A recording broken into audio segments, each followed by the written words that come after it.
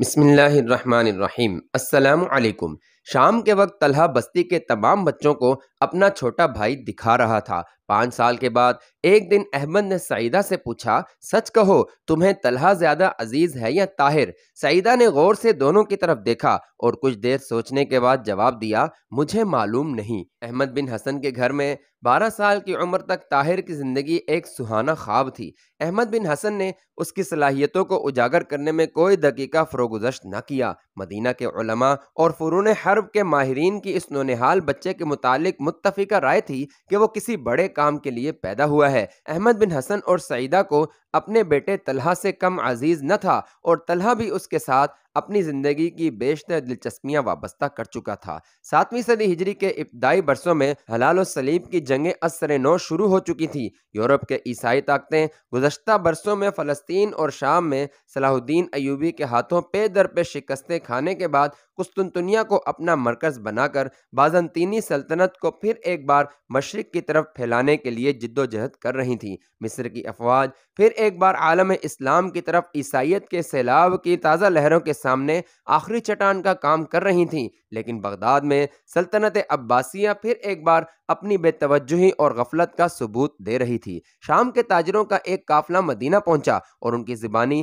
نصرانیوں کے نئے ارادوں کا حال سن کر احمد بن حسن قتال پر جانے کے لیے تیار ہو گیا۔ رخصت ہونے سے ایک دن پہلے طلحہ نے کہا، ابا جان میں بھی جاؤں گا۔ احمد بن حسن نے اسے گلے لگا کر اس کی پیشانی پر بوسہ دیتے ہوئے کہا، میں تمہارے منہ سے یہ الفاظ سننے کے لیے بے قرار تھا۔ تم نے اپنی ماں سے ذکر کیا ہے؟ ہاں، وہ مجھے اجازت دے چکی ہیں۔ طاہر نے طلحہ کی جدائی کو بہت زیادہ محسوس کیا۔ 10 ماہ کے بعد احمد بن حسن واپس آیا اور اس نے اپنی بیوی سے کہا، سعیدہ میں تمہارے لیے ایک المناک خبر لایا ہوں۔ طلحہ، اس نے جواب طلب نگاہوں سے دیکھتے ہوئے کہا، ہاں، ہم دونوں ایک ہی مقصد لے کر گئے تھے، اسے شہادت نصیب ہوئی اور میں خالی ہاتھ واپس آ گیا ہوں۔ سعیدہ انا للہ و انا الیہ راجعون کہہ کر خاموش ہو گئی۔ اگلے سال خدا نے احمد بن حسن کو ایک اور بیٹا عطا کیا جس کا نام امین رکھا گیا۔ چند سال بعد جب عالم اسلام کے باقی شہروں کی طرح مدینہ کے لوگ بھی عالم اسلام پر عیسائیت کے سیلاب کے بجائے شمال کی طرف سے ایک تاریک آندھی کے ابتدائی آثار محسوس کر رہے تھے، احمد بن حسن نے طاہر سے کہا، بیٹا اب مدینے سے زیادہ بغداد کو تمہاری ضرورت ہے۔ تمہاری جدائی میرے اور امین کے لیے ناقابل برداشت ہوگی، لیکن میں یہ محسوس کرتا ہوں کہ تم میرے بڑھاپے کی لاٹھی بننے کے بجائے عالم اسلام کا ایک ستون بن سکتے ہو۔ تم بغداد جانے کی تیاری کرو۔ مدینہ میں احمد بن حسن کے سوا کسی کو طاہر کی دولت کا علم نہ تھا، لیکن کوئی ایسا نہ تھا جسے اس کے ساتھ عقیدت نہ تھی۔ لوگوں کو اس کے بغداد جانے کا علم ہوا تو ان میں سے بعض یہاں تک کہتے تھے کہ سلطنت عباسیہ کو طاہر بن یوسف سے بہتر وزیر اعظم نہیں مل سکتا۔ طاہر کو بغداد بھیجنے سے پہلے احمد بن حسن کو اس کے لیے ایک قابل اعتماد ساتھی کی ضرورت محسوس ہوئی۔ اس کی بستی سے کوئی 3 کوس کے فاصلے پر ایک گاؤں میں زید نامی ایک شخص رہتا تھا۔ وہ چند سال قبل احمد بن حسن کے باغات کا محافظ رہ چکا تھا۔ زید ایک سادہ دل اور دیانتدار آدمی تھا۔ احمد بن حسن نے طاہر سے کہا، بیٹا میں تمہارے لیے ایک نہایت ہی مخلص اور دیانتدار خادم کی ضرورت محسوس کرتا ہوں۔ سر دست مجھے زید سے بہتر آدمی نظر نہیں آتا۔ اگر مناسب سمجھو تو اسے ساتھ لیتے جاؤ۔ اسے بلاؤ، میں اسے چند باتیں سمجھانا چاہتا ہوں۔ طاہر تھوڑی دیر بعد اپنے ساتھ ایک میانے قد کے قوی ہیکل آدمی کو لے آیا۔ اس کی عمر 40 سال کے لگ بھگ تھی اور چہرے پر غایت درجے کی معصومیت تھی۔ احمد بن حسن نے مسکراتے ہوئے طاہر سے کہا، بیٹا اسے کوئی تکلیف نہ ہو، اور پھر زید سے مخاطب ہوتے ہوئے کہا، زید طاہر پرسوں یہاں سے بغداد روانہ ہوگا، تم تیار ہو کر پہنچ جاؤ، میں وعدہ کرتا ہوں کہ یہ تمہیں اپنے ساتھ لے جائے گا۔ طاہر نے کہا، اس کی بستی میرے راستے میں ہے، میں اسے اپنے ساتھ لیتا جاؤں گا، اسے یہاں آنے کی ضرورت نہیں۔ زید نے کہا، میری بھی یہی خواہش تھی، میری بستی کے لوگ انہیں دیکھنا چاہتے ہیں۔ میں نے انہیں بتایا ہے کہ ان کے والد کو صلاح الدین ایوبی نے اپنی تلوار اور گھوڑا انعام دیا تھا۔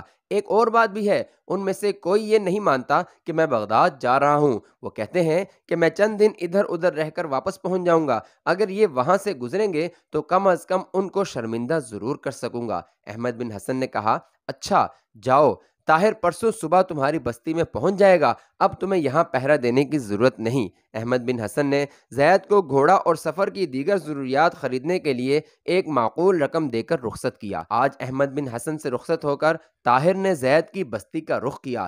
زید بستی سے باہر درختوں کے سائے میں بیٹھا اس کا انتظار کر رہا تھا۔ اس کے ارد گرد بستی کے چند بچے جمع تھے۔ ایک گھوڑا درخت سے بندھا ہوا تھا اور زید جنگ کے تمام ضروری اور غیر ضروری سامان سے لیس تھا۔ اس کا فربہ جسم تنگ زیرہ میں بہت بری طرح کسا ہوا تھا اور خون کے دباؤ کی وجہ سے اس کا چہرہ سرخ ہو رہا تھا۔ اس کے دونوں ہاتھوں کو مصروف رکھنے کے لیے نیزہ اور ڈھال کافی تھے۔ پیٹھ پر اس نے 2 ترکش باندھ رکھے تھے، کمر میں ایک تلوار اور 2 خنجر لٹک رہے تھے۔ کمان، کمند اور خوراک کا تھیلا اس نے گھوڑے کی زین کے ساتھ باندھ رکھا تھا۔ زید نے طاہر کو دیکھ کر اٹھتے ہوئے کہا، آپ نے بہت انتظار کروایا، لوگ آپ کا انتظار کر کے گھروں کو چلے گئے ہیں۔ طاہر نے کہا، آپ گھوڑے پر سوار ہو جائیں، دیر ہو رہی ہے۔ زید گھوڑے پر سوار ہو کر ایک لڑکے سے مخاطب ہوا، ابراہیم، تمہارا باپ میرا سب سے زیادہ مذاق اڑایا کرتا ہے، جاؤ اسے کہو میں طاہر کے ساتھ بغداد جا رہا ہوں، اگر یقین نہیں آتا تو آ کر دیکھ لے۔ اور سلیمان،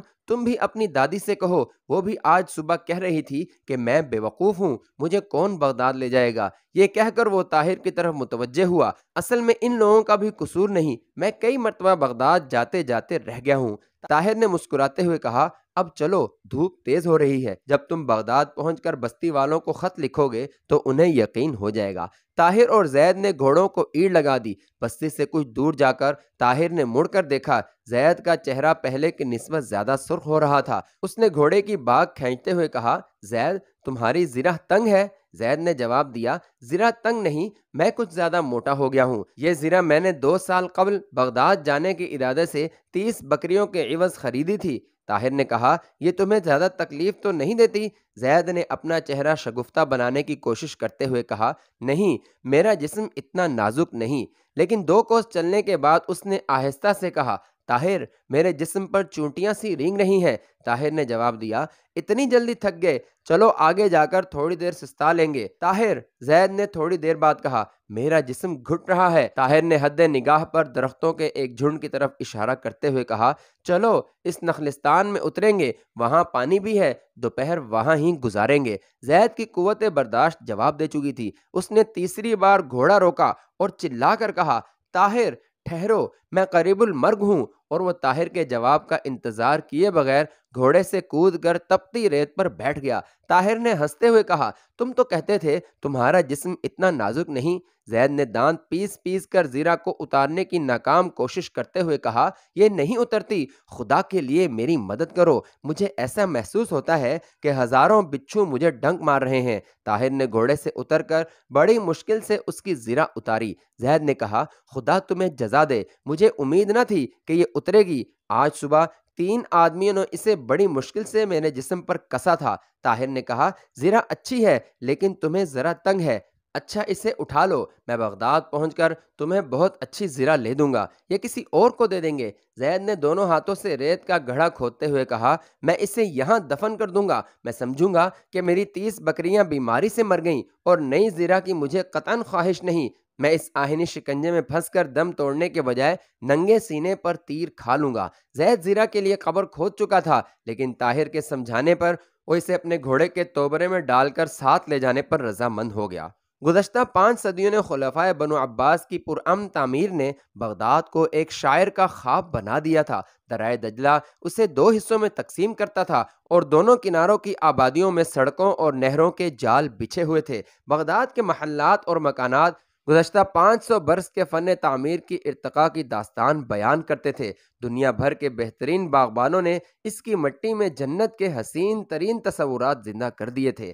20 لاکھ انسانوں کی یہ بستی خوبصورتی، دل فریبی اور رعنائی کے لحاظ سے دنیا کا بہترین شہر تھی، لیکن بغداد کی تعمیر کے ساتھ ہی بغداد کے باشندوں کا زوال شروع ہو چکا تھا۔ اسلام کا وہ تمدن جس نے صحرائے عرب کی تند و تیز لیکن صحت بخش ہواؤں میں پرورش پائی تھی، اب اس عجمی گہوارے میں سو رہا تھا۔ دربار خلافت میں عربوں کا وہ اثر و رسوخ جو خلیفہ مامون کے زمانے میں کم ہونا شروع ہو چکا تھا، اب قریباً ناپید ہو چکا تھا۔ تاہم حکومت کے ایوانوں سے باہر بغداد کے علمی مراکز میں عربوں کی اہمیت کسی طرح کم نہ ہو سکی۔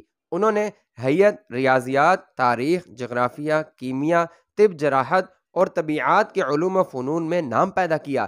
گرامر، ادب اور لسانیات پر کتابیں لکھی، لیکن بغداد کے قانع اور آرام پسند باشندوں نے ان علوم کو اپنی تعمیر نو کا ذریعہ بنانے کے بجائے دماغی عیاشی کا بہانہ بنا لیا تھا۔ ایران، ترکستان، شام اور دور دراز کے ممالک سے فنون لطیفہ کے استاد بغداد پہنچ جاتے اور بغداد کے امراء ان کی سرپرستی کرتے۔ بغداد میں سینکڑوں لائبریریاں کتابوں سے بھری پڑی تھیں۔ ان کتابوں کو پڑھنے کے لیے بہترین نقاد تھے، لیکن پڑھ کر ان پر عمل کرنے والے بہت کم تھے۔ عجمی امراء کی محفلوں میں قرآن اور حدیث کی جگہ شاعری اور موسیقی نے لے لی تھی۔ خلفاء کے دربار میں بعض اوقات ایک سیدھے سادے عالم دین کے بجائے ایک ہنسانے والے نقال کو زیادہ اہمیت دی جاتی تھی، اور براہ راست خدا اور رسول صلی اللہ علیہ وسلم کا حکم سنانے والوں کے بجائے خلیفہ کی ذات بابرکات کو اہم ترین فرائض کی ادائیگی سے مستثنی قرار دینے کے لیے تعویلیں پیش کرنے والوں کو الطاف شاہانہ کا مستحق قرار دیا جاتا تھا۔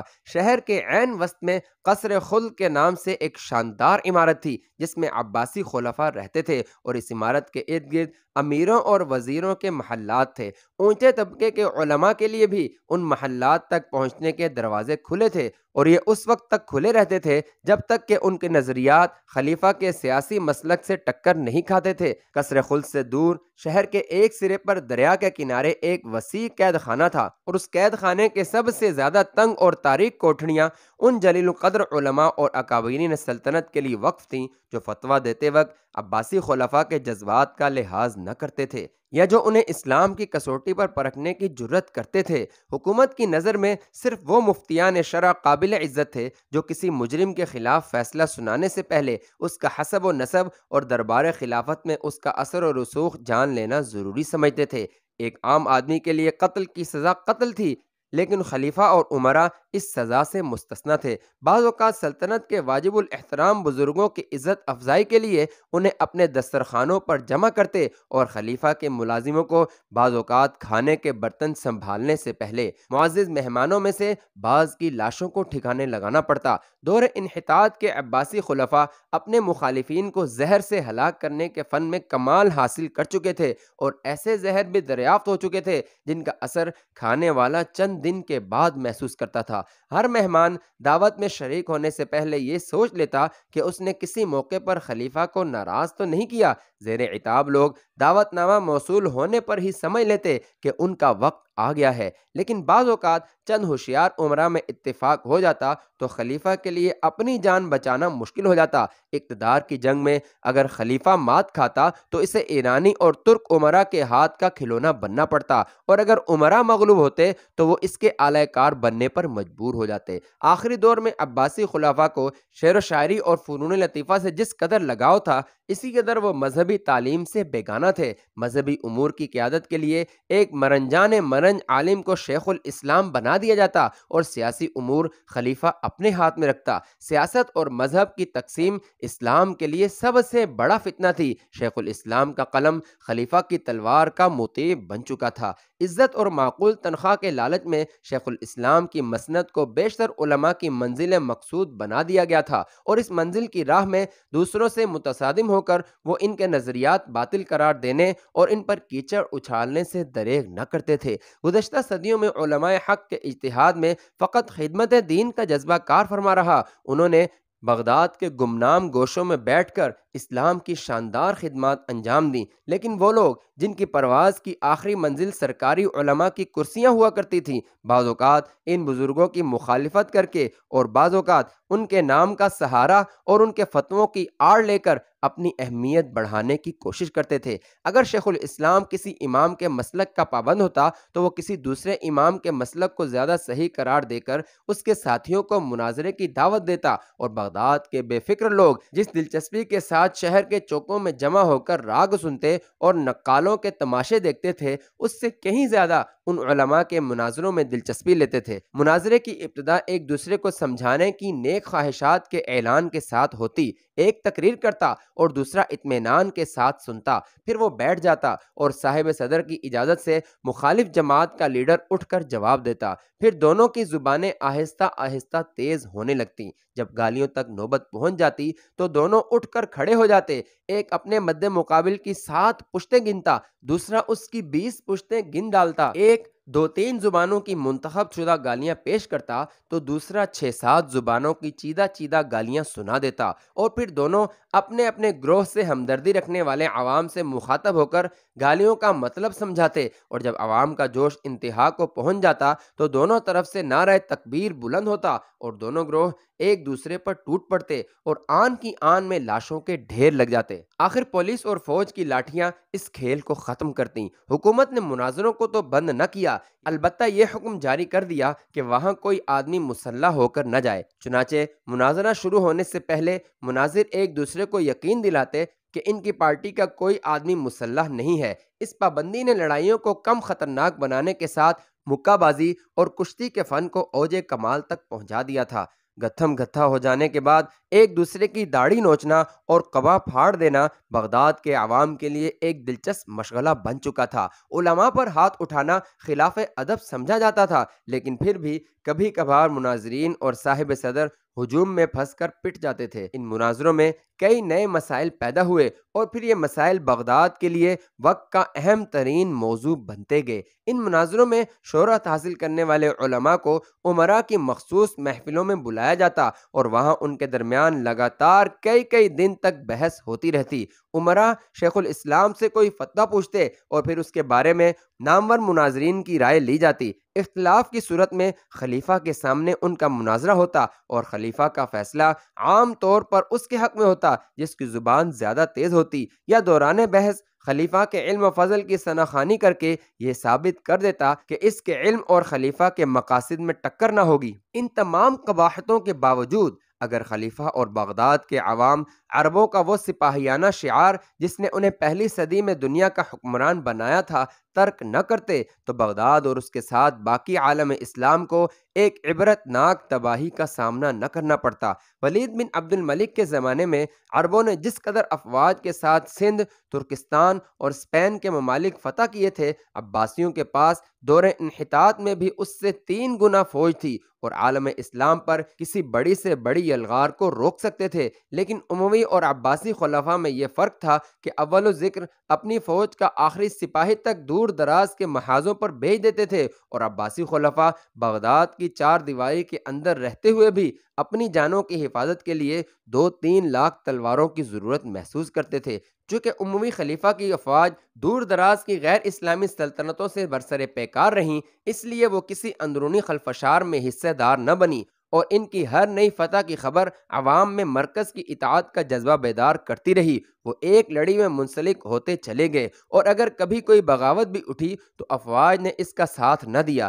اس کے علاوہ اموی خلیفہ نے فوج میں مختلف قبائل کے سپاہیوں کی علیحدہ جتھہ بندی نہ ہونے دی۔ ہر قوم، ہر ملک اور ہر قبیلے کا سپاہی ان کی فوج میں مساوی درجہ رکھتا تھا، اور اعلیٰ منصب پر فائز ہونے والے ہر آدمی کے لیے ترقی کے راستے کھلے تھے۔ ایک قبیلے کا سردار کا بیٹا ایک معمولی سپاہی اور اسی قبیلے کا ایک عام آدمی اپنی ذہانت اور قابلیت کی بدولت اس فوج کا سپہ سالار بن سکتا تھا۔ لیکن عباسیوں کے اقتدار کے ساتھ عالم اسلام میں جس انتشار و افتراق کی ابتدا ہوئی، وہ عباسی خلفاء کے انحطاط کے ساتھ ترقی کرتا گیا، یہاں تک کہ یہ عظیم الشان سلطنت جس کی بنیاد بنو امیہ کے سطوت کے کھنڈروں پر رکھی گئی تھی، پارا پارا ہو گئی۔ مختلف ممالک کے امراء خود مختار سلاطین بن چکے تھے۔ حد یہ تھی کہ اگر عباسی خلفاء بغداد کی مسجد میں اپنے نام کے ساتھ ان سلاطین کے نام کا خطبہ پڑھوانا منظور کرتے تو وہ بھی اپنے ممالک کی مساجد کے خطیبوں کو خلیفہ کے نام کا خطبہ پڑھنے کی اجازت دے دیتے۔ سلجوقی سلاطین کے اقتدار کے زمانے میں عباسی خلفاء ان کے ہاتھوں کے کھلونے تھے۔ عباسی خلفاء نے جن ترک اور ایرانی امیروں کو بغداد میں جمع کر رکھا تھا، ان کے قبائل کے سپاہیوں کی قیادت انہی کے سپرد رکھی گئی تھی۔ خلیفہ، سپہ سالار یا وزیر اعظم سے سپاہیوں کی اطاعت اپنے قبیلے کے امیر کی اطاعت کے ساتھ مشروط تھی، اور خلفاء کے جاسوس ان امراء پر کڑی نگرانی رکھتے تھے۔ اگر کسی سے سازش کا خطرہ ہوتا تو اسے اور اس کے قبیلے کے سپاہیوں کو یا تو کسی باغی سلطان کے ساتھ جنگ کرنے کے لیے بھیج دیا جاتا یا کسی اور طریقے سے ختم کر دیا جاتا۔ اسی طرح امراء کے جاسوس بھی خلیفہ کے ارادوں سے آگاہ رہنے کی کوشش کرتے۔ چنانچہ تاریخ اگر ایک طرف ہمیں یہ بتاتی ہے کہ ایک موقع پر خلیفہ کے دسترخوان سے برتنوں کے ساتھ چند لاشیں بھی اٹھائی گئیں، تو دوسری طرف ہمیں ایسے واقعات بھی ملتے ہیں کہ خلیفۃ المسلمین ایک دن غسل کے ارادے سے حمام میں داخل ہوئے اور 1 ساعت کے بعد وہاں سے ان کی لاش نکالی گئی۔ ہمارے لیے یہ اندازہ لگانا ذرا مشکل ہے کہ بغداد میں لوگ عباسی خلفاء کو کس حد تک چاہتے تھے، لیکن تاریخ ایسے خلفاء کے نام بتاتی ہے جنہوں نے یہ محسوس کر کے کہ لوگ موت کے بعد ان کی لاشوں کی بے حرمتی نہ کریں، اپنی قبروں کے ساتھ 100 خالی قبریں بنانے کی وصیت کی تھی تاکہ لوگ آسانی سے ان کی قبر تلاش نہ کر سکیں۔ لیکن ان تمام باتوں کے باوجود عالم اسلام کا حسن بن صباح اور ان کے جانشینوں سے واسطہ نہ پڑتا تو دولت عباسیہ کے تنزل کی رفتار شاید اس قدر تیز نہ ہوتی۔ ملک شاہ سلجوقی کی وفات اور اس کے وزیر اعظم نظام الملک کے قتل کے بعد عالم اسلام میں اس خطرناک تحریک کا سد باب کوئی نہ کر سکا، اور حسن بن صباح کے ہیرو گزشتہ صدی میں عالم اسلام کے درخشندہ ستاروں کو موت کے گھاٹ اتارتے رہے۔ وہ باعمل علماء جن سے عالم اسلام کی صحیح رہنمائی کی توقع ہو سکتی تھی، ایک ایک کر کے قتل کیے جا چکے تھے۔ چنانچہ جب خوارزم اور بغداد پر تاتاریوں کی افواج قہر الہی بن کر نازل ہونے والی تھیں، عالم اسلام ایک خطرناک قحط الرجال کا سامنا کر رہا تھا۔